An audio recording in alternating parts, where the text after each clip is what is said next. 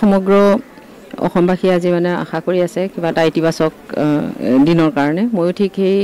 এগৰাকী সাধাৰণ সদস্য হিচাপে তেনেদৰে মানে আশা কৰি আছোঁ যাতে আমাৰ অসমখনৰ কাৰণে অসমৰ জনগণৰ কাৰণে এক মানে এই নতুন বছৰটোৰ শেষত আৰু নতুন মানে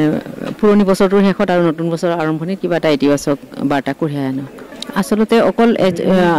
এজন ব্যক্তিৰ তেখেতৰ নেতৃত্বত হৈছে যদিও এটা আমাৰ সংযুক্ত মুক্তি বাহিনী অসমৰ তৃণমূল পৰ্যায়ৰ পৰা একেবাৰে কাৰ্যকৰী পৰিষদ কেন্দ্ৰীয় পৰিষদ সকলোৰে এটা সামূহিক সিদ্ধান্তৰ মাজেৰে অসমবাসীৰ আশীৰ্বাদ শিৰত লৈয়ে তেখেতসকলে আগবাঢ়িছে গতিকে এগৰাকী সদস্য হিচাপে এই নেতৃত্বই বা এই সমগ্ৰ নেতৃত্বই যাতে তাৰমানে আমাৰ কাৰণে এক শুভবাৰ্তা কঢ়িয়াই আনে তাৰ আশা আমাৰ আছে আৰু তেখেতসকলৰ ওপৰত আমাৰ সম্পূৰ্ণ আস্থা আৰু বিশ্বাস আছে আৰু পৰেশ বৰুৱা ডাঙৰীয়া শান্তি চুক্তিখনত মানে তেখেতক অনাৰ কাৰণে বা তেখেতৰ প্ৰতি কি আহ্বান জনাব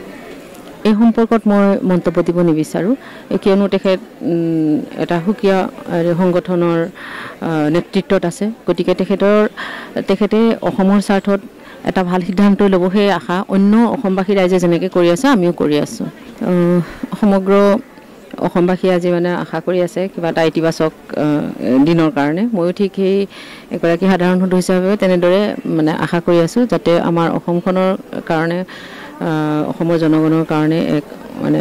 এই নতুন বছৰটোৰ শেষত আৰু নতুন মানে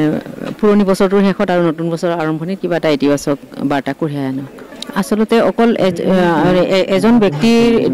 তেখেতৰ নেতৃত্বত হৈছে যদিও এটা আমাৰ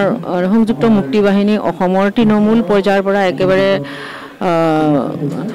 কাৰ্যকৰী পৰিষদ কেন্দ্ৰীয় পৰিষদ